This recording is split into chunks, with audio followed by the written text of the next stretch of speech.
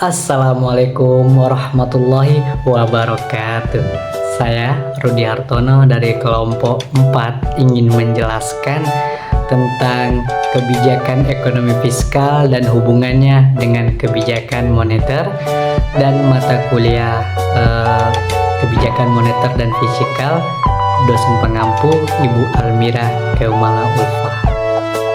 Baik, di sini saya akan menjelaskan beberapa penjelasan tentang kebijakan ekonomi fiskal dan kebijakan moneter.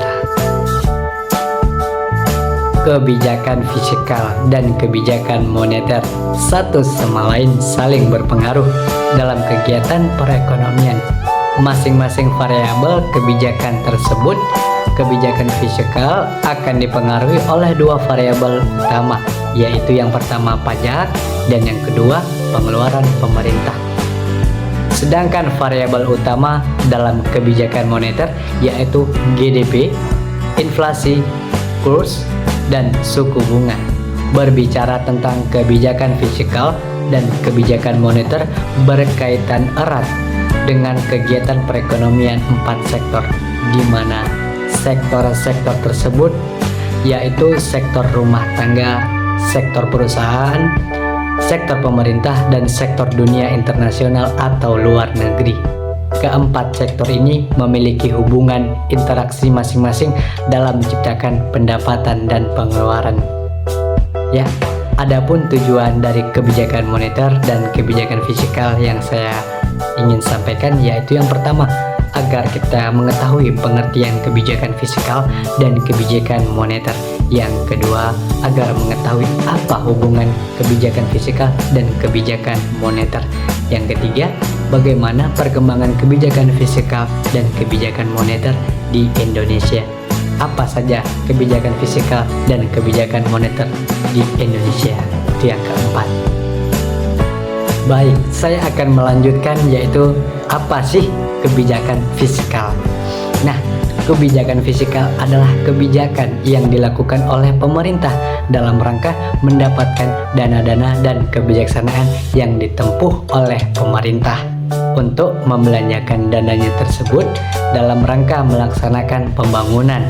Atau dengan kata lain, kebijakan fiskal adalah suatu kebijakan ekonomi dalam mengarahkan kondisi perekonomian untuk menjadi lebih baik dengan jalan mengubah penerimaan dan pengeluaran pemerintah. Kebijakan ini mirip dengan kebijakan moneter untuk mengatur jumlah uang yang beredar. Namun, kebijakan fiskal lebih menekankan pada pengaturan pendapatan dan belanja pemerintah. Instrumen kebijakan fiskal adalah penerimaan dan pengeluaran pemerintah yang berhubungan erat dengan pajak. Nah, kita masuk ke kebijakan moneter. Apa sih kebijakan moneter itu? Ya, kebijakan moneter adalah suatu usaha dalam mengendalikan keadaan ekonomi makro agar dapat berjalan sesuai dengan yang diinginkan melalui pengaturan jumlah uang yang beredar dalam perekonomian. Usaha tersebut dilakukan agar terjadi kestabilan harga dan inflasi serta terjadinya peningkatan output keseimbangan. Ya, kita masuk ke materi yang selanjutnya yaitu hubungan kebijakan fiskal dan kebijakan moneter. Perlunya koordinasi antara kebijakan fiskal dan kebijakan moneter adalah untuk menetapkan dan mencapai target-target moneter dan defisit APBN serta konsisten dalam rangka mencapai pembangunan ekonomi yang cukup tinggi dan stabil. Pada saat ini Indonesia masih dalam tahap awal dalam menuju ke tahap peralihan ke ekonomi yang maju. Hal ini dapat ditandai oleh 4 hal. Yang pertama, obligasi negara baru saja diperkenalkan, yaitu dengan adanya program rekapitalisasi sektor perbankan sehubungan dengan terjadinya krisis ekonomi. Yang kedua, pasar sekunder bagi obligasi negara baru saja terbentuk dan masih dalam tahap awal. Yang ketiga, ada interbank loan, itu masih lemah akibat dari krisis ekonomi. Sedangkan yang keempat, ada obligasi negara belum dipakai sebagai instrumen moneter oleh Bank Indonesia. Baik, selanjutnya saya akan menjelaskan tentang kelembagaan dan pengaturan operasional. Yang pertama, pembentukan suatu komite yang beranggotakan pejabat-pejabat Bank Indonesia dan pejabat-pejabat Departemen Keuangan akan sangat membantu menghilangkan perbedaan pendapat mengenai peranan dari tingkat suku bunga. Yang kedua, yaitu mengenai ketentuan otonomi bank sentral, yaitu seberapa jauh Bank Indonesia dapat memberikan pinjaman kepada pemerintah. Ya, yang ketiga yaitu pengaturan operasional, di mana perlu dilakukan tukar-menukar informasi antara Bank Indonesia dan Departemen Keuangan akan sangat membantu operasi sehari-hari Departemen Keuangan dan Bank Indonesia di dalam mencapai target-target yang telah ditetapkan. Nah, masuk yang keempat, Departemen Keuangan maupun Bank Indonesia mempunyai kepentingan yang sama untuk mempunyai pasar sekunder bagi obligasi negara yang berfungsi dengan baik. Nah, selanjutnya saya akan menjelaskan tentang perkembangan kebijakan fiskal dan kebijakan moneter yang terjadi di Indonesia. Koordinasi ini tidak terlalu penting, artinya bila instrumen yang dipakai oleh Bank Indonesia ini berbeda dengan instrumen yang dipakai oleh Departemen Keuangan. Walaupun demikian, Bank Indonesia ini terlibat dalam penerbitan obligasi negara, paling tidak ada dalam dua hal. Nah, apa saja hal tersebut? Yaitu yang pertama, Bank Indonesia bertindak sebagai penasehat pemerintah yang akan memberitahu pemerintah mengenai situasi likuiditas dalam perekonomian, perkembangannya tingkat bunga, kredit perbankan, dan sebagainya. Nah, ada hal yang kedua yaitu sebagai fiskal agen. Bank Indonesia melakukan pembayaran kepada dan menerima pembayaran dari investor. Di samping itu, Bank Indonesia juga bertindak sebagai kasir pemerintah atau simpanan pemerintah di Bank Indonesia. Ya, selanjutnya saya akan menjelaskan tentang kebijakan fiskal di Indonesia. APBN 2013 telah disahkan, yaitu sebesar 1.657,9 triliun. Nilai ini naik dari APBN 2012 yang jumlahnya sekitar 1.584,3 triliun. Nah, ada beberapa poin penting di dalam APBN 2013 yang patut untuk kita cermati. Yang pertama, ada yang namanya pendapatan negara dan hibah itu disepakati 1.529,7 triliun yang terdiri dari penerimaan dalam negeri sebesar 1.525,2 triliun dan penerimaan hibah 4,5 triliun.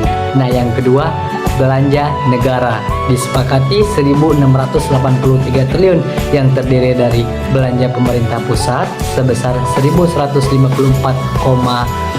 triliun dan transfer ke daerah 528,6 triliun. Dalam APBN 2013, pertumbuhan ekonomi disepakati 6,8%, laju inflasi 4,9%, dan nilai tukar rupiah sebesar 9.300 per dolar Amerika Serikat dan tingkat suku bunga SPN 3 bulan 5%. Nah, selanjutnya saya akan menjelaskan tentang kebijakan moneter yang ada di Indonesia. Nah, BI Rate diumumkan oleh Dewan Gubernur Bank Indonesia setiap rapat Dewan Gubernur bulanan dan diimplementasikan pada operasi moneter yang dilakukan oleh Bank Indonesia melalui pengelolaan likuiditas di pasar uang untuk mencapai sasaran operasional kebijakan moneter. Sasaran operasional kebijakan moneter dicerminkan pada perkembangan suku bunga pasar uang antar bank atau pergerakan di suku bunga PUAB ini diharapkan akan diikuti oleh perkembangan di suku bunga deposito dan pada gilirannya suku bunga kredit perbankan. Dengan mempertimbangkan pula faktor-faktor lain dalam perekonomian, Bank Indonesia pada umumnya akan menaikkan BI rate apabila inflasi ke depan diperkirakan melampaui sasaran yang telah ditetapkan. Sebaliknya, Bank Indonesia akan menurunkan BI rate apabila inflasi ke depan diperkirakan berada di bawah sasaran yang telah ditetapkan.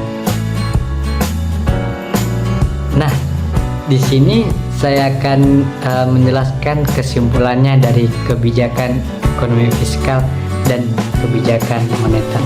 Nah, kebijakan fiskal adalah suatu kebijakan ekonomi dalam rangka mengarahkan kondisi perekonomian untuk menjadi lebih baik dengan jalan mengubah penerimaan dan pengeluaran pemerintah. Kebijakan moneter adalah suatu usaha dalam mengendalikan keadaan ekonomi makro agar dapat berjalan sesuai dengan yang diinginkan melalui pengaturan jumlah uang yang beredar dalam perekonomian. Kebijakan fiskal dan kebijakan moneter ini untuk menetapkan dan mencapai target-target moneter dan defisit APBN secara konsisten dalam rangka mencapai pembangunan ekonomi yang cukup tinggi dan stabil di negara kita, yaitu negara Indonesia. Jadi mungkin cukup sekian penjelasan dari saya tentang kebijakan ekonomi fiskal dan kebijakan ekonomi moneter. Jika ada yang kurang, saya mohon maaf, dan jika ada kesalahan dalam berkata, saya juga mohon maaf. Ya, saya Rudi Hartono selaku kelompok 4, saya pamit undur diri. Assalamualaikum warahmatullahi wabarakatuh.